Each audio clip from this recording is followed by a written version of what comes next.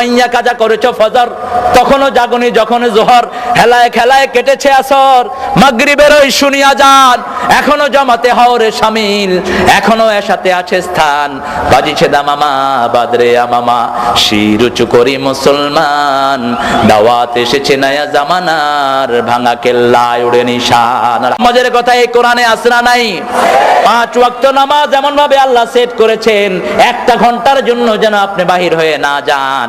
আবার বিশ্বনবী সুসংবাদ দিয়েছেন, ফজরের নামাজ পড়ে যখন যোহর পড়তে যান, মধ্যখানে যেই গুনাহগুলো হয়েছে ওযু করার সাথে সাথে হাতের গুনাহ আল্লাহ মাফ করে দেয়। মুখে পানি দেওয়ার সাথে মুখের গুনাহ মাফ হয়ে যায়, পায়ে পানি পড়ার সাথে সাথে পায়ের গুনাহ মাফ হয়ে যায়। আবার 1 জুমা পড়লেন আরেক জুমা পর্যন্ত গুনাহগুলো কাফফারা হয়ে যায়। এই অবস্থায় যদি আপনি তওবা করেন, একদম মাসুম করে আল্লাহ বের করে দেয়।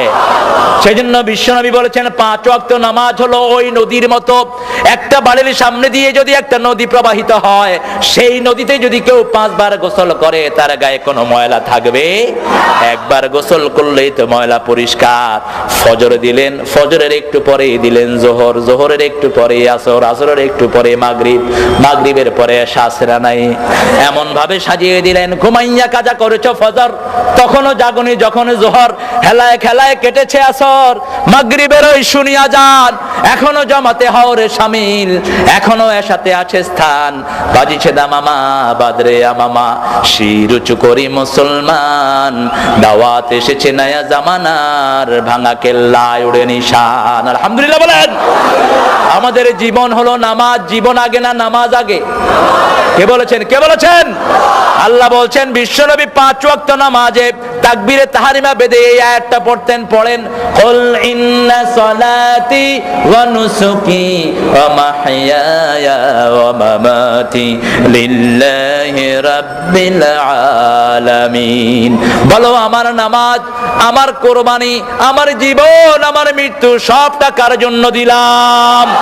সে আল্লাহ বলছেন, গোলাম নামাজ কায়েম করবা, নামাজ হেফাজত করবা, আর নামাজ যখন পড়বা তোমার হৃদয়ের অবস্থাটা কি হবে শোনো। ওয়াল্লাযীনা হুম ফি সালাতিহিম খাশিউন। খুশু খুজু মানে স্থিরতা, খুশু খুজু মানে কার ভয়?